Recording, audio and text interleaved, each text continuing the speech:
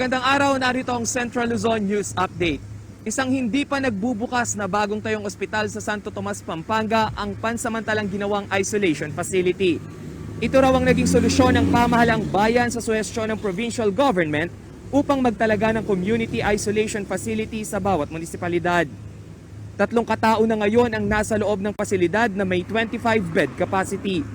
Ayon kay Santo Tomas Mayor Ninang Ronquillo, dito'y tiyak na nasusunod ang ilang health at sanitation requirements gaya ng pagkakaroon ng malinis na toilet room at area partition. Sa pinakahuling update ng Santo Tomas Health Office, 10 na ang naitatalang kaso ng COVID sa bayan. 6 ang recovered at 4 ang nananatiling active cases. Abangan ang detalye ng balitang yan mamaya alas 3 ng hapon sa Bagong Hamon, Central Luzon. Ako po si Rainiel Pawid. Magandang araw.